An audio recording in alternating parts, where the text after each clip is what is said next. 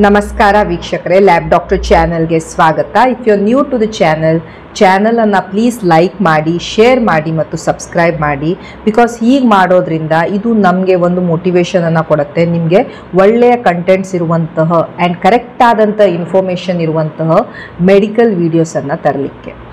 ಇವತ್ತಿನ ವಿಡಿಯೋದಲ್ಲಿ ನಾವು ಕೆಲವೊಂದು ಟಿಪ್ಸ್ ಯಾವುದು ನಿಮಗೆ ಹೆಲ್ಪ್ ಮಾಡುತ್ತೆ ನ್ಯಾಚುರಲಿ ಪ್ರೆಗ್ನೆಂಟ್ ಆಗಲಿಕ್ಕೆ, ಇದರ ಬಗ್ಗೆ ತಿಳಿದುಕೊಳ್ಳೋಣ. ಬಹಳಷ್ಟು ಸಲ ಈ ಕ್ವೆಶನ್ ಬರ್ತಾ ಇರುತ್ತೆ, ಮೇಡಮ್ ಏನಾದರೂ ಟಿಪ್ಸ್ ಇದ್ದರೆ ಹೇಳಿ, ನ್ಯಾಚುರಲಿ ನಾವು ಪ್ರೆಗ್ನೆಂಟ್ ಆಗಬೇಕು, ಬಹಳ ದಿನ ನಾವು ಟ್ರೈ ಮಾಡ್ತಾ ಇದ್ದೀವಿ ಬಟ್ ಏನೂ ಆಗ್ತಾ ಇಲ್ಲ. ಕೆಲವೊಮ್ಮೆ ಹೇಳ್ತಾರೆ ನಮಗೆ ನಮ್ಮ ಡಾಕ್ಟರ್ ಹತ್ರ ನಾವು ತೋರಿಸ್ಕೊಂಡ್ವಿ, ನಮ್ಮ ಗೈನಕಾಲಜಿಸ್ಟ್ ಹತ್ರ ತೋರಿಸ್ಕೊಂಡ್ವಿ, ಬಟ್ ಅವರು ನೀವು IVFಗೆ ಹೋಗಿ IUIಗೆ ಹೋಗಿ ಅಂತ ಹೇಳ್ತಾ ಇದ್ದಾರೆ. ನಮ್ಗೆ ಇವೆಲ್ಲ ಹೋಗೋಕ್ಕೆ ಮನಸ್ಸಿಲ್ಲ ಆ್ಯಂಡ್ ನಾವು ನ್ಯಾಚುರಲಿ ಟ್ರೈ ಮಾಡಬೇಕಂತ ಇದ್ದೀವಿ ಬಟ್ ಆಗ್ತಾ ಇಲ್ಲ. ಸೊ ನ್ಯಾಚುರಲಿ ಪ್ರೆಗ್ನೆಂಟ್ ಆಗಲಿಕ್ಕೆ ಏನಾದರೂ ಟಿಪ್ಸ್ ಇದೆಯಾ ಅಂತ ಕೇಳ್ತಾ ಇರ್ತಾರೆ. ಸೊ ಕೆಲವೊಂದು ಟಿಪ್ಸ್ ಸೈಂಟಿಫಿಕಲಿ ಪ್ರೂವನ್ ಟಿಪ್ಸ್, ಇದು ಯಾವುದೇ ಒಂದು ಸೂಪರ್ಸ್ಟಿಷನ್ ಆಗಲಿ ಮಿತ್ ಮೇಲೆ ಅಲ್ಲ, ಈ ವೈಜ್ಞಾನಿಕವಾಗಿ ಪ್ರೂವ್ ಆಗಿರುವಂಥ ಕೆಲವು ಟಿಪ್ಸ್ ಯಾವುದು ಈ ಪ್ರೆಗ್ನೆನ್ಸಿಯ ಚಾನ್ಸಸ್ಸನ್ನು ಹೆಚ್ಚು ಮಾಡ್ತವೆ. ಆ ಥರದ ಟಿಪ್ಸ್ಗಳನ್ನು ನಾವು ಇವತ್ತಿನ ವಿಡಿಯೋದಲ್ಲಿ ತಿಳಿದುಕೊಳ್ಳೋಣ. ಸೊ ಫಸ್ಟ್ ಟಿಪ್, ನೀವು ಪ್ರೆಗ್ನೆಂಟ್ ಆಗಬೇಕು ಅಂತ ಬಯಸ್ತಾ ಇದ್ದಾಗ ಅದು ನೀವು ಸಂಬಂಧವನ್ನು ಫರ್ಟೈಲ್ ವಿಂಡೋದಲ್ಲಿ ಮಾಡಬೇಕು. ಈಗ ಫರ್ಟೈಲ್ ವಿಂಡೋ ಅಂದರೆ ಆ ಟೈಮಲ್ಲಿ ನೀವು ಸಂಬಂಧ ಮಾಡಿದರೆ ಪ್ರೆಗ್ನೆನ್ಸಿ ಆಗುವಂಥ ಚಾನ್ಸಸ್ ಹೆಚ್ಚಿರುತ್ತೆ. ಯಾಕೆ ಆ ಟೈಮಲ್ಲಿ ಸಂಬಂಧ ಮಾಡಿದರೆ ಪ್ರೆಗ್ನೆನ್ಸಿ ಆಗುವಂಥ ಚಾನ್ಸಸ್ ಹೆಚ್ಚಿರುತ್ತೆ? ಯಾಕಂದರೆ ಆ ಟೈಮಲ್ಲಿ ಅಂಡೋತ್ಪತ್ತಿ ಆಗ್ತಾ ಇರುತ್ತೆ. ಸೊ ಅಂಡೋತ್ಪತ್ತಿ ಆಗೋದು ಬಹಳ ಇಂಪಾರ್ಟೆಂಟ್ ಯಾಕಿರುತ್ತೆ? ಯಾಕಂದರೆ ಒಂದು ಸಲ ಈ ಎಗ್ ಯಾವಾಗ ಹೊರಗೆ ಬರುತ್ತೆ, ಅಂಡೋತ್ಪತ್ತಿ ಆಗತ್ತೆ, ಆ ಎಗ್ ಮಹಿಳೆಯಲ್ಲಿ ಬರೀ ಒಂದು 24 ಅವರ್ಸ್ ಮಾತ್ರ ಅದು ಜೀವಂತವಾಗಿರುತ್ತೆ. ಸೊ ಆ ಟೈಮ್ ಏನಿರುತ್ತೆ ಬಹಳ ಕ್ರೂಷಿಯಲ್ ಇರುತ್ತೆ. ಆ ಟೈಮಲ್ಲಿ ಅದಕ್ಕೆ ಶುಕ್ರಾಣು ಸಿಕ್ತು ಅಂದಾಗ ಅದು ಆ ಟೈಮಲ್ಲಿ ಅದರ ಜೊತೆ ಮೀಟ್ ಆಗ್ಬೋದು ಆ್ಯಂಡ್ ಪ್ರೆಗ್ನೆನ್ಸಿ ಆಗ್ಬೋದು. ಸೊ ಓವ್ಯುಲೇಷನ್ ಟೈಮನ್ನು ಪತ್ತೆ ಹಚ್ಚಬೇಕು ಅಂದಾಗ ಇಂಪಾರ್ಟೆಂಟ್ ಆಗತ್ತೆ ನಿಮ್ಮ ಸೈಕಲ್ಲಿನ ಲೆಂತ್. ಸೊ ನಿಮ್ಮ ಸೈಕಲ್ಲಿನ ಲೆಂತನ್ನು ನೀವು ಹೇಗೆ ಕಂಡುಹಿಡಿಬೇಕು, ಇದ್ರ ಬಗ್ಗೆ ನಾನು ಬಹಳಷ್ಟು ವಿಡಿಯೋಸನ್ನು ಮಾಡಿದ್ದೇನೆ, ನೀವು ಅದನ್ನು ಸಹ ರೆಫರ್ ಮಾಡ್ಕೊಳ್ಬೋದು. ಯಾವುದರಲ್ಲಿ ನಾನು ಡಿಟೇಲ್ ಎಕ್ಸ್ಪ್ಲನೇಷನನ್ನು ಕೊಟ್ಟಿದ್ದೇನೆ. ಬಟ್ ಇನ್ ಜನರಲ್ ನಿಮ್ಮ ಪೀರಿಯಡ್ ಈಗ ಫಸ್ಟ್ ಮೇಗೆ ಬಂದಿದೆ ಆ್ಯಂಡ್ ನಿಮ್ಮ ನೆಕ್ಸ್ಟ್ ಪೀರಿಯಡ್ ಏನಿದೆ ಜೂನ್ 1ನೇ ತಾರೀಕಿಗೆ ಬರ್ತಾ ಇದೆ ಅಂದಾಗ ನಿಮ್ಮ ಸೈಕಲ್ 30 ದಿನಗಳ cycle. First day of bleeding ಅದನ್ನು ನಾವು ಫಸ್ಟ್ ಡೇ ಅಂತ ಕ್ಯಾಲ್ಕುಲೇಟ್ ಮಾಡ್ತೇವೆ. ಆ್ಯಂಡ್ ನೆಕ್ಸ್ಟ್ ನಿಮ್ಮ ಪೀರಿಯಡ್ ಯಾವಾಗ ಸ್ಟಾರ್ಟ್ ಆಗುತ್ತೆ ಅಂದರೆ ಫಸ್ಟ್ ಮೇಯಿಂದ ಸ್ಟಾರ್ಟ್ ಆಗ್ತಾ ಇತ್ತು ಅಂದಾಗ ಅದರ ಹಿಂದಿನ ದಿನ 30th ಏಪ್ರಿಲ್ ಲಾಸ್ಟ್ ಡೇ ಅಂತ ತಗೊಳ್ತೇವೆ. So cycle length suppose 28 days ಇದೆ ಅಂದಾಗ ಓವ್ಯುಲೇಷನ್ ಈ ಅಂಡೋತ್ಪತ್ತಿ ಯೂಶ್ವಲಿ ಯಾವ ಟೈಮಲ್ಲಿ ಆಗ್ತಾ ಇರುತ್ತೆ 28 - 14 ಯೂಶ್ವಲಿ 14th ಡೇಗೆ. ಸೊ ಎಕ್ಸಾಕ್ಟ್ಲಿ ಅದು 14th ಡೇಗೆ ಆಗ್ತಾ ಇರೋದಿಲ್ಲ, ಒಂದು 3-4 ದಿನ ಮೊದಲು 3-4 ಡೇಸ್ ಲೇಟರ್ ನಾವು ಆ ಟೈಮನ್ನು ಫರ್ಟೈಲ್ ಪೀರಿಯಡ್ ಅಂತ ಹೇಳ್ತಾ ಇರ್ತೇವೆ. ಆ ಟೈಮಲ್ಲಿ ಪ್ರೆಗ್ನೆನ್ಸಿ ಆಗುವಂಥ ಚಾನ್ಸಸ್ ಹೆಚ್ಚಿರುತ್ತೆ. ಈಗ ಬಹಳಷ್ಟು ಓವ್ಯುಲೇಷನ್ ಕಿಟ್ಸ್ ಎಕ್ಸೆಟ್ರಾ ಸಹ ಇದ್ದಾವೆ, ಯಾವುದು ನಿಮಗೆ ಎಕ್ಸಾಕ್ಟ್ಲಿ ಹೇಳ್ತಾವೆ ಈ ಟೈಮ್ ಓವ್ಯುಲೇಷನ್ ಆಗ್ತಾ ಇದೆ, ನೀವು ಇನ್ನು ನೆಕ್ಸ್ಟ್ ಬರುವಂಥ 1-2 ದಿವಸಗಳಲ್ಲಿ ನೀವು ಸಂಬಂಧ ಇಟ್ಕೊಳ್ಬೇಕು ಅಂತ. ಸೊ ನೀವು ಆ ಥರದ ಓವ್ಯುಲೇಷನ್ ಕಿಟ್ಸ್ ಎಕ್ಸೆಟ್ರಾ ಸಹ ಯೂಸ್ ಮಾಡ್ಬೋದು. ಯಾವುದು ನಿಮ್ಮ ಫರ್ಟೈಲ್ ಪೀರಿಯಡ್, ಯಾವಾಗ ನಿಮಗೆ ಅಂಡೋತ್ಪತ್ತಿ ಆಗ್ತಾ ಇದೆ ಅಂತ. ಸೊ ಇವೆಲ್ಲ ಮೆಥಡ್ಸಿಂದ ನಮಗೆ ಗೊತ್ತಾಗತ್ತೆ ಯಾವಾಗ ಓವ್ಯುಲೇಷನ್ ಆಗ್ತಾ ಇದೆ. ಸೊ ಫಸ್ಟ್ ಥಿಂಗ್, ನೀವು ಪ್ರೆಗ್ನೆನ್ಸಿ ಪ್ಲ್ಯಾನ್ ಮಾಡ್ತಾ ಇದ್ದೀರಾ ಅಂದಾಗ ಕರೆಕ್ಟ್ ಟೈಮಿಂಗ್ ಬಹಳ ಇಂಪಾರ್ಟೆಂಟ್ ಇರುತ್ತೆ. ಆ್ಯಂಡ್ ಕರೆಕ್ಟ್ ಟೈಮಿಂಗನ್ನು ನಾವು ಈ ಫರ್ಟೈಲ್ ವಿಂಡೋ ಅಂತ ಹೇಳ್ತಾ ಇರ್ತೇವೆ. ಬಹಳಷ್ಟು ಸಲ ಒಂದು ಮಿಸ್ಟೇಕ್ ಆಗೋದು ಯಾವಾಗ ಅಂದಾಗ ಈ ಫರ್ಟೈಲ್ ವಿಂಡೋ ಮಿಸ್ ಆದಾಗ. ಸೊ ಈ ಟೈಮ್ ಬಹಳ ಇಂಪಾರ್ಟೆಂಟ್ ಇರುತ್ತೆ when you are trying to conceive naturally. ಕೆಲವೊಮ್ಮೆ ಪೇಷಂಟ್ಸ್ ಕೇಳ್ತಾ ಇರ್ತಾರೆ ಯಾವ ಪೊಸಿಷನ್ ಚೆನ್ನಾಗಿರುತ್ತೆ ನಮಗೆ ಮಗು ಆಗಬೇಕು ಅಂದಾಗ, ಅಥವಾ ನಾವು ಎಷ್ಟೊತ್ತು ಮಲ್ಕೊಂಡಿರಬೇಕು ಈ ಮಗು ಆಗಲಿಕ್ಕೆ ಅಂದಾಗ. ಸೊ ಸುಮಾರಷ್ಟು ಇದರ ಬಗ್ಗೆ ಮಿತ್ಸ್ ಆ್ಯಂಡ್ ಫ್ಯಾಕ್ಟ್ಸ್ ಇರ್ತವೆ. ನೀವು ಯಾವುದೇ ಪೊಸಿಷನನ್ನು ಯೂಸ್ ಮಾಡಿ, that doesn't make any difference as long as ಈ ಶುಕ್ರಾಣು ಯೋನಿಯಲ್ಲಿ ಹೋಗ್ತಾ ಇದೆ ಪ್ರೆಗ್ನೆನ್ಸಿ ಆಗುವಂಥ ಚಾನ್ಸಸ್ ಇರುತ್ತೆ.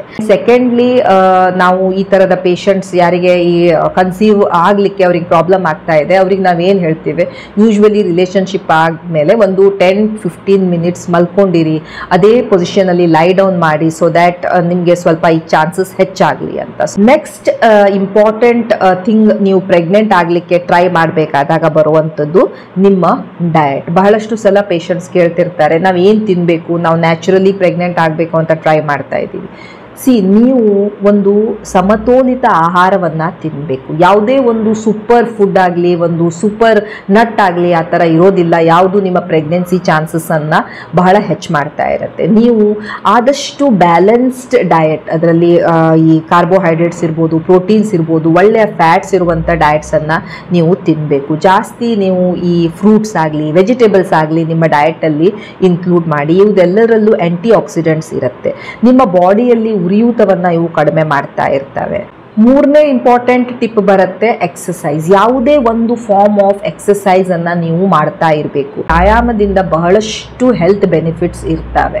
ಸೊ ಜಸ್ಟ್ ಒಂದು ಪ್ರೆಗ್ನೆನ್ಸಿಗೆ ಮಾತ್ರ ಅಲ್ಲ, ನಿಮ್ಮ ಓವರ್ ಆಲ್ ಬಾಡಿ ಹೆಲ್ತಿಗೂ ಸಹ ಈ ಎಕ್ಸಸೈಸ್ ಬಹಳ ಇಂಪಾರ್ಟೆಂಟ್ ಇರುತ್ತೆ. ಮಿನಿಮಮ್ ಒಂದು 30-40 ಮಿನಿಟ್ಸ್ ಎಕ್ಸಸೈಸನ್ನು ನಿಮ್ಮ ಡೈಲಿ ರುಟೀನಲ್ಲಿ ನೀವು ಅಳವಡಿಸ್ಕೊಳ್ಬೇಕು. ಅದು ವಾಕಿಂಗೇ ಇರ್ಬೋದು, ರನ್ನಿಂಗೇ ಇರ್ಬೋದು, ಜಾಗಿಂಗ್ ಇರ್ಬೋದು, ಸ್ವಿಮ್ಮಿಂಗ್ ಇರ್ಬೋದು. ನಿಮ್ಗೆ ಯಾವ ಆ್ಯಕ್ಟಿವಿಟಿ ಸೇರುತ್ತೆ ಆ ಆಕ್ಟಿವಿಟಿಯನ್ನು ಒಂದು 30-40 ಮಿನಿಟ್ಸ್ ನೀವು ಎಕ್ಸಸೈಸಿನ ಫಾರ್ಮಲ್ಲಿ ಮಾಡ್ತಾ ಇರಬೇಕು. ಕೆಲವೊಮ್ಮೆ ನಾವು ಈ ಕಾರ್ಡಿಯೋ ಎಕ್ಸಸೈಸನ್ನು ಸಹ ನಿಮ್ಮ ಈ ಎಕ್ಸಸೈಸ್ ರುಟೀನಲ್ಲಿ ಇನ್ಕ್ಲೂಡ್ ಮಾಡಿ ಅಂತ ಹೇಳ್ತಾ ಇರ್ತೇವೆ. ಯಾಕಂದರೆ ಅದರಿಂದಲೂ ಸಹ ಬೆನಿಫಿಟ್ಸ್ ಇರುತ್ತೆ. ಕಾರ್ಡಿಯೋ ಎಕ್ಸಸೈಸ್ ಅಂದರೆ ರನ್ನಿಂಗ್ ಇರ್ಬೋದು, ಜಾಗಿಂಗ್ ಇರ್ಬೋದು, ಸ್ಕಿಪ್ಪಿಂಗ್ ಇರ್ಬೋದು, ಈ ಥರದ ಎಕ್ಸಸೈಸನ್ನು ಸಹ ಅಳವಡಿಸ್ಕೊಳ್ಳಿಕ್ಕೆ ಪೇಷಂಟಿಗೆ ಹೇಳ್ತಾ ಇರ್ತೇವೆ. ನೆಕ್ಸ್ಟ್ ಇಂಪಾರ್ಟೆಂಟ್ ಟಿಪ್ ಅಂತ ಹೇಳಿದ್ರೆ, ನೀವು ಒಂದು ಐಡಿಯಲ್ ಬಾಡಿ ವೇಟನ್ನು ಮೇಂಟೈನ್ ಮಾಡಬೇಕು.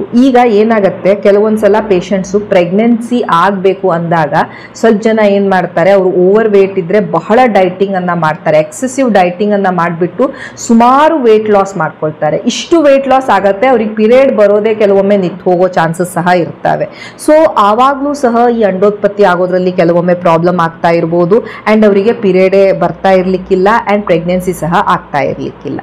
ಇನ್ನು ಕೆಲವೊಬ್ಬರು ತಾನು ಪ್ರೆಗ್ನೆಂಟ್ ಆಗಬೇಕು, ತಾನು ಎಲ್ಲ ಒಳ್ಳೆ ಫುಡ್ಸನ್ನು ತಿನ್ನಬೇಕು ಅಂತ ಬಹಳಷ್ಟು ಹೆಲ್ದಿ ಫುಡ್ಸನ್ನು ಬಹಳಷ್ಟು ತಿಂತಾರೆ. ಆ್ಯಂಡ್ ಅವರ ವೇಟ್ ಓವರ್ ವೇಟ್ ಆಗಿ ಹೋಗ್ಬಿಡುತ್ತೆ. ಓವರ್ ವೇಟ್ ಆದರೂ ಸಹ ಹಾರ್ಮೋನಲ್ ಇಂಬ್ಯಾಲೆನ್ಸಸ್ ಆಗ್ತವೆ ಆ್ಯಂಡ್ ಅವರೂ ಸಹ ಕನ್ಸೀವ್ ಆಗೋದಿಲ್ಲ.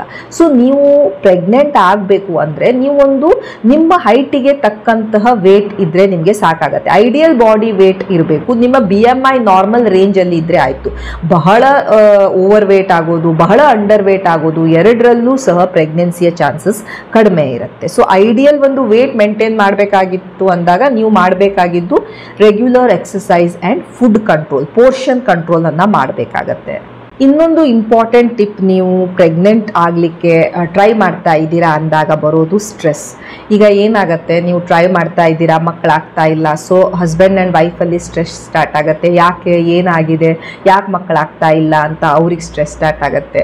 ಹೊರಗಡೆ ಹೋದಾಗ ನೇಬರ್ಸ್ ಇರ್ಬೋದು, ರಿಲೇಟಿವ್ಸ್ ಇರ್ಬೋದು, ಫ್ಯಾಮಿಲಿ ಮೆಂಬರ್ಸ್ ಸಹ ಕೇಳ್ತಾ ಇರ್ಬೋದು, ಯಾಕೆ, ಏನು, ಇಷ್ಟು ದಿನ ಆಯಿತು, ಯಾಕೆ ಮಕ್ಕಳಾಗ್ತಾ ಇಲ್ಲ ಅಂತ. ಸೊ ಸುಮಾರು ಸ್ಟ್ರೆಸ್ ಇರುತ್ತೆ. ಈ ಸ್ಟ್ರೆಸ್ಸಿಂದ ಬಹಳಷ್ಟು ಹಾರ್ಮೋನ್ಸ್ ಏರ್ಪೇರ್ ಆಗಲಿಕ್ಕೆ ಶುರುವಾಗ್ತವೆ. ಕೆಲವೊಂದು ಹೆಣ್ಮಕ್ಳು ಈ ಎಲ್ಲವನ್ನ ಬಿಟ್ಕೊಂಡು ಈ ಮಗು ಮಾಡ್ಕೊಳ್ಳೋದೇ ಒಂದು ದೊಡ್ಡ ಕೆಲಸ ಅಂತ ಹೇಳ್ಕೊಂಡು ಅದ್ರ ಮೇಲೇ ಫೋಕಸ್ ಮಾಡ್ತಾ ಇರ್ತಾರೆ. ಗೂಗಲ್ ಮಾಡ್ತಾರೆ, ಇಂಟರ್ನೆಟ್ ನೋಡ್ತಾರೆ, ಯೂಟ್ಯೂಬ್ ನೋಡ್ತಾರೆ, ಇವನ್ನೆಲ್ಲ ಮಾಡಕ್ಕೆ ಹೋಗ್ತಾರೆ. ಸ್ಟ್ರೆಸ್ ಲೆವೆಲ್ ಇನ್ನೂ ಹೆಚ್ಚಾಗತ್ತೆ. ಆ್ಯಂಡ್ ಕೆಲವೊಬ್ಬರಿಗೆ ಆ ಟೈಮಲ್ಲಿ ನಾವು ಸಂಬಂಧ ಮಾಡಬೇಕು, ಹೀಗೆ ಮಾಡಲೇಬೇಕು, ಏನಾದರೂ ನಾವು ಮಾಡಲೇಬೇಕು ಅಂತ ಆ ಸ್ಟ್ರೆಸ್ ಒಂದಿರುತ್ತೆ. ಸೊ ಬಹಳಷ್ಟು ಕಾರಣಗಳಿಂದ ಈ ಸ್ಟ್ರೆಸ್ಸನ್ನು ಅವರು ಒಂದು ಇಂಪಾರ್ಟೆಂಟ್ ಪಾರ್ಟ್ ಆಗಿ ಮಾಡ್ಕೊಂಡು ಬಿಡ್ತಾರೆ. ಈ ಸ್ಟ್ರೆಸ್ಸಿಂದ ಬಹಳಷ್ಟು ಬಾಡಿಲಿ ಚೇಂಜಸ್ ಆಗ್ತವೆ, ಹಾರ್ಮೋನಲ್ ಚೇಂಜಸ್ ಆಗ್ತವೆ. ಆ್ಯಂಡ್ ಇದು ಒನ್ ಆಫ್ ದ ಫ್ಯಾಕ್ಟರ್ ಈ ಪ್ರೆಗ್ನೆನ್ಸಿಯನ್ನು ಅದು ಕನ್ಸೀವ್ ಆಗದೇ ಇರೋದಕ್ಕೆ ಹೆಲ್ಪ್ ಮಾಡ್ತಾ ಇರುವಂಥ ಒಂದು ಫ್ಯಾಕ್ಟರ್. ಸೊ ಆದಷ್ಟು ಸ್ಟ್ರೆಸ್ಸನ್ನು ನೀವು ಕಡಿಮೆ ಮಾಡ್ಕೊಳ್ಬೇಕು. ಒಂದು ಎಡಿಕ್ವೇಟ್ ಸ್ಲೀಪ್ ನಿಮಗೆ ಸಿಗ್ತಾ ಇರಬೇಕು. ಒಳ್ಳೆ ಕ್ವಾಲಿಟಿ ನಿದ್ದೆಯನ್ನು ನೀವು ಪಡಿಬೇಕು. ನಿಮ್ಮ ಮನಸ್ಸಿಗೆ ರಿಲ್ಯಾಕ್ಸ್ ಆಗುವಂಥ ಕೆಲಸ, ಅದು ವಾಕಿಂಗೋ, ರನ್ನಿಂಗೋ, ಮೆಡಿಟೇಷನ್ನೋ, ಯೋಗ, ಏನಾದರೂ ಒಂದು ಮಾಡಬೇಕು. ಆ್ಯಂಡ್ ಆದಷ್ಟು ನೀವು ಈ ಸ್ಟ್ರೆಸ್ಸನ್ನು ಕಡಿಮೆ ಮಾಡ್ಕೊಳ್ಬೇಕು.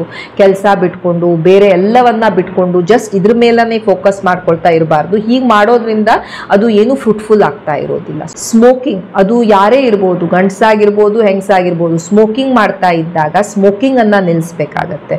ಬಹಳಷ್ಟು ಸಲ ಈ ಹೆಣ್ಮಗಳಿಗೆ ಕನ್ಸೀವ್ ಆಗಕ್ಕಾಗ್ತಾ ಇರಲಿಲ್ಲ ಆ್ಯಂಡ್ ಹಸ್ಬೆಂಡ್ ನೋಡಿದರೆ ಅವರು ಸ್ಮೋಕ್ ಮಾಡ್ತಾ ಇರ್ತಾರೆ. ಸೊ ಅದರಿಂದ ಈ ಪ್ಯಾಸಿವ್ ಸ್ಮೋಕಿಂಗ್ ಇಂದ ಸಹ ಕೆಲವೊಮ್ಮೆ ಈ ಕನ್ಸೀವ್ ಆಗಲಿಕ್ಕೆ ಪ್ರಾಬ್ಲಮ್ ಆಗ್ತಾ ಇರುತ್ತೆ. ಸೊ ಹಸ್ಬೆಂಡ್ ಆ್ಯಂಡ್ ವೈಫ್ ಇಬ್ಬರೂ ಸಹ ಈ ಸ್ಮೋಕಿಂಗ್ ಅನ್ನ ನಿಲ್ಲಿಸಬೇಕಾಗತ್ತೆ. ಅದೇ same thing holds good for alcohol. ಮದ್ಯಪಾನವನ್ನ ಸಹ ನೀವು ಲಿಮಿಟ್ ಮಾಡಬೇಕಾಗತ್ತೆ. ಈ ಎಗ್ಗಿನ ಕ್ವಾಲಿಟಿ, ಸ್ಪರ್ಮಿನ ಕ್ವಾಲಿಟಿ ಇವೆಲ್ಲವನ್ನ ಅವು ಡ್ಯಾಮೇಜ್ ಮಾಡ್ತಾ ಇರ್ತವೆ. ಪ್ರೀನೇಟಲ್ ವಿಟಮಿನ್ಸ್, ನೀವು ಕನ್ಸೀವ್ ಆಗೋಕ್ಕಿಂತ ಮೊದಲು ಕೆಲವೊಂದು ವಿಟಮಿನ್ಸ್ ಲೈಕ್ ವಿಟಮಿನ್ B12 ಇರ್ಬೋದು, ಫೋಲಿಕ್ ಆ್ಯಸಿಡ್ ಇರ್ಬೋದು, ವಿಟಮಿನ್ D ಇರ್ಬೋದು, ಟ್ರೇಸ್ ಎಲಿಮೆಂಟ್ಸ್ ಇರ್ಬೋದು, ಈ ಥರದ್ದೆಲ್ಲ ಸಪ್ಲಿಮೆಂಟ್ಸನ್ನು ತೆಗೆದುಕೊಳ್ಳಲಿಕ್ಕೆ ಶುರು ಮಾಡಬೇಕು. ಯಾಕಂದರೆ ಇವು ಬಾಡಿಯಲ್ಲಿ ಕೆಲವೊಂದು ಡೆಫಿಷಿಯನ್ಸಿ ಮಿನರಲ್ಸು, ವೈಟಮಿನ್ಸು ಇವುಗಳನ್ನೆಲ್ಲ ಅವು ಸ್ಟೋರ್ ಮಾಡಲಿಕ್ಕೆ ಹೆಲ್ಪ್ ಮಾಡ್ತವೆ. ಆ್ಯಂಡ್ ಕೆಲವೊಮ್ಮೆ ಇವು ನೀವು ಹುಟ್ಟುವಂಥ ಮಗು ಏನಿರುತ್ತೆ ಅದು ಸಹ ಹೆಲ್ದಿ ಆಗಿರಲಿಕ್ಕೆ, ಅದಕ್ಕೆ ಎಲ್ಲ ಈ ಥರ ನ್ಯೂರಲ್ ಡಿಫೆಕ್ಟ್ಸ್ ಎಲ್ಲ ಬರದೇ ಇರೋ ಥರ ನೋಡ್ಕೊಳ್ಳೋಕ್ಕೂ ಅವು ಹೆಲ್ಪ್ ಮಾಡ್ತಾ ಇರ್ತವೆ. ಆ್ಯಂಡ್ ಇನ್ನೊಂದು ಇಂಪಾರ್ಟೆಂಟ್ ಪಾಯಿಂಟ್ ಅಂತ ನಾನು ಹೇಳ್ಬೋದು, ಯಾವಾಗ ನೀವು ನ್ಯಾಚುರಲಿ ಟ್ರೈ ಮಾಡ್ತಾ ಇದ್ದೀರಾ ಬಟ್ ಪ್ರೆಗ್ನೆನ್ಸಿ ಆಗ್ತಾ ಇಲ್ಲ ಅಂದಾಗ ನೀವು ನಿಮ್ಮ ಬ್ಲಡ್ ಟೆಸ್ಟ್ಗಳನ್ನು, ಒಂದು ಬೇಸಿಕ್ ಬ್ಲಡ್ ಟೆಸ್ಟ್ಗಳನ್ನು ಮಾಡ್ಕೊಂಡು ನೋಡೋದು ಒಳ್ಳೆಯದು. ನಿಮ್ಮ ಥೈರಾಯ್ಡ್ ಹೇಗಿದೆ, ನಿಮ್ಮ FSH, LH ಹಾರ್ಮೋನ್ಸ್ ಹೇಗಿದ್ದಾವೆ, ನಿಮ್ಮ ಹಸ್ಬೆಂಡಿನ ಪಾರ್ಟ್ನರಿನ ಸೆಮೆನ್ ಹೇಗಿದೆ, ಸೆಮೆನ್ ಕ್ವಾಲಿಟಿ, ಎಷ್ಟು ಸ್ಪರ್ಮ್ ಕೌಂಟ್ ಇದೆ, ಈ ಥರದ ಕೆಲವೊಂದು ಬೇಸಿಕ್ ಟೆಸ್ಟ್ಗಳನ್ನು ಸಹ ಮಾಡ್ಕೊಳ್ಳೋದು ಒಳ್ಳೆಯದು. ಯಾಕಂದರೆ ಅದರಲ್ಲಿ ಏನಾದರೂ ಒಂದು ಪ್ರಾಬ್ಲಮ್ ಇತ್ತು ಅಂದಾಗ ನಾವು ಇಮಿಡಿಯೇಟ್ಲಿ ಆ್ಯಕ್ಟ್ ಮಾಡಬಹುದು. ಸೊ ನೀವು ಟ್ರೈ ಮಾಡ್ತಾ ಇದ್ದೀರಾ ಬಟ್ ನಿಮಗೆ ಈ ಥರದ ಪ್ರಾಬ್ಲಮ್ ಇದೆ ಅಂದಾಗ ನೀವು ಎಷ್ಟೇ ನ್ಯಾಚುರಲಿ ಟ್ರೈ ಮಾಡಿದ್ರೂ ಅದು ಕನ್ಸೀವ್ ಆಗ್ತಾ ಇರೋದಿಲ್ಲ. ಸೊ ಈ ಥರದ ಟೆಸ್ಟ್ಗಳನ್ನು, ಬೇಸಿಕ್ ಟೆಸ್ಟ್ಗಳನ್ನು ಒಂದ್ಸಲ ಮಾಡಿಕೊಂಡು ನೋಡಬೇಕು. ಹ್ಯಾವಿಂಗ್ ಸೆಡ್ ಆಲ್ ದಿಸ್, ಈಗ ಎಷ್ಟು ವರ್ಷದವರೆಗೆ ನಾನು ಈ ಥರ ನ್ಯಾಚುರಲಿ ಟ್ರೈ ಮಾಡ್ತಾ ಇರ್ಬೋದು ನೋಡಿ. ಪ್ರೆಗ್ನೆನ್ಸಿ ಸಪೋಸ್ ನಿಮ್ಮ ಏಜ್ 30 ಇಯರ್ಸ್ಗಿಂತ ಕಡಿಮೆ ಇದೆ, 30 ವರ್ಷಗಳಿಗಿಂತ ಕಡಿಮೆ ಇದೆ ಅಂದಾಗ ನೀವು around 1 year unprotected sexual intercourse ಮಾಡ್ತಾ ಇದ್ದೀರಾ. ನೀವು ಯಾವುದೇ ಒಂದು ಕಾಂಟ್ರಾಸೆಪ್ಷನ್ ಇಲ್ಲ, ಕಾಂಡಮ್ಸ್ ಇಲ್ಲ, ಗುಳಿಗೆ ಅಥವಾ IUCD, ಕಾಪರ್ ಟಿ ಏನೂ ಹಾಕ್ಕೊಳ್ತಾ ಇಲ್ಲ, ನೀವು ಟ್ರೈ ಮಾಡ್ತಾ ಇದ್ದೀರಾ ಮಗು ಮಾಡ್ಕೊಳ್ಳಿಕ್ಕೆ ಅಂದಾಗ ನೀವು 1 ವರ್ಷ ಈ ಥರ ಟ್ರೈ ಮಾಡ್ಬೋದು, ನಿಮ್ಮ ವಯಸ್ಸು 30ಕ್ಕಿಂತ ಕಡಿಮೆ ಇದ್ದಾಗ. ಸಪೋಸ್ ನಿಮ್ಮ ವಯಸ್ಸು ಅರೌಂಡ್ 34, 35 ಹಂಗಿದೆ, 30ಕ್ಕಿಂತ ಹೆಚ್ಚಿದೆ ಅಂದಾಗ ನೀವು 1 ವರ್ಷ ವೇಟ್ ಮಾಡೋಕ್ಕಾಗ್ತಾ ಇರೋದಿಲ್ಲ. 6 ಮಂತ್ಸ್ ಟ್ರೈ ಮಾಡಿದ್ರೂ ಮಗು ಆಗ್ತಾ ಇಲ್ಲ ಅಂದಾಗ ಡೆಫಿನೆಟ್ಲಿ ನೀವು ಡಾಕ್ಟರನ್ನು ಭೇಟಿಯಾಗಬೇಕು. ಯಾಕಂದರೆ ನಾವು ಜಾಸ್ತಿ ಟೈಮ್ ವೇಸ್ಟ್ ಮಾಡ್ತಾ ಇದ್ದಾಗ ಕೆಲವೊಮ್ಮೆ ಇಂಟರ್ವೆನ್ಷನ್ ಮಾಡಿದ್ರೂ ಅದರ ಔಟ್ಕಮ್ ಅಷ್ಟು ಚೆನ್ನಾಗಿ ಬರದೇ ಇರಬಹುದು. ಸೊ ಟೈಮ್ ಬಹಳ ಇಂಪಾರ್ಟೆಂಟ್ ಇರುತ್ತೆ ನೀವು ಪ್ರೆಗ್ನೆಂಟ್ ಆಗಲಿಕ್ಕೆ ಟ್ರೈ ಮಾಡ್ತಾ ಇದ್ದಾಗ. ಈಗ ರೈಟ್ ಟೈಮ್ ಯಾವುದು ನಾನು ಪ್ರೆಗ್ನೆಂಟ್ ಆಗಲಿಕ್ಕೆ, ಇದ್ರ ಬಗ್ಗೆನೂ ನಾನೊಂದು ಸಪ್ರೇಟ್ ವಿಡಿಯೋನ ಮಾಡಿದ್ದೇನೆ, ನೀವು ಅದನ್ನು ಸಹ ರೆಫರ್ ಮಾಡ್ಕೊಳ್ಬೋದು. ಬಟ್ ನೆನ್ಪಿಟ್ಕೊಳ್ಳಿ, ಹೇಗೆ ನಿಮ್ಮ ಏಜ್ ಆಗ್ತಾ ಹೋಗುತ್ತೆ ಈ ಪ್ರೆಗ್ನೆನ್ಸಿಯ ಚಾನ್ಸಸ್ ಕಡಿಮೆ ಆಗ್ತಾ ಬರುತ್ತೆ. ಒಂದು ಅದರ್ ಕಂಡೀಷನ್ಸ್ ಅಲ್ಲೂ ಸಹ ನೀವು ನಿಮ್ಮ ಡಾಕ್ಟರನ್ನ ಭೇಟಿ ಆಗಬೇಕಾಗತ್ತೆ. ಸಪೋಸ್ ನಿಮ್ಮ ಪೀರಿಯಡ್ ತುಂಬಾ ಇರ್ರೆಗ್ಯುಲರ್ ಇದೆ ಅಂತ ಕಂಡೀಷನ್ಸ್ ಅಲ್ಲಿ, ಅಥವಾ ನಿಮಗೆ ಯಾವುದಾದ್ರೂ ಒಂದು ಲೈಂಗಿಕವಾಗಿ ಹರಡುವಂತಹ ರೋಗ ಇದೆ, ಅಥವಾ ನಿಮಗೆ ಈ ಶ್ರೋಣಿಯ ಉರಿಯೂತದ ರೋಗ ಇದೆ, ಪೆಲ್ವಿಕ್ ಇನ್ಫ್ಲಮೇಟರಿ ಡಿಸೀಸ್, ನಿಮ್ಮ ಈ ವೃಷಣದಲ್ಲಿ ಅಥವಾ ಈ ಪ್ರೈವೇಟ್ ಪಾರ್ಟ್ಸ್ ನಲ್ಲಿ ಏನಾದರೂ ಪ್ರಾಬ್ಲಮ್ ಇದೆ, ನೋವಿದೆ, ಯೂರಿನ್ ಪಾಸ್ ಮಾಡುವಂತ ಓಪನಿಂಗ್ ಈ ಯುರೇತ್ರಾ ಏನಿದೆ ಅದು ಈ ಶಿಶ್ನದ ಟಿಪ್ ಅಲ್ಲಿ ಇರದೆ ಕೆಳಭಾಗದಲ್ಲಿ ಇದೆ, ಹೈಪೋಸ್ಪೇಡಿಯಾಸಿಸ್, ಇಂಥ ಕಂಡೀಷನ್ಸ್ ಅಲ್ಲೆಲ್ಲ ನೀವು ನಿಮ್ಮ ಡಾಕ್ಟರನ್ನ ಭೇಟಿ ಆಗಬೇಕು. ಯಾಕಂದ್ರೆ ಇಂಥ ಕಂಡೀಷನ್ಸ್ ಅಲ್ಲೆಲ್ಲ ಡಾಕ್ಟರಿನ ಇಂಟರ್ವೆನ್ಷನ್ ಬಹಳ ನೆಸೆಸರಿ ಇರುತ್ತೆ.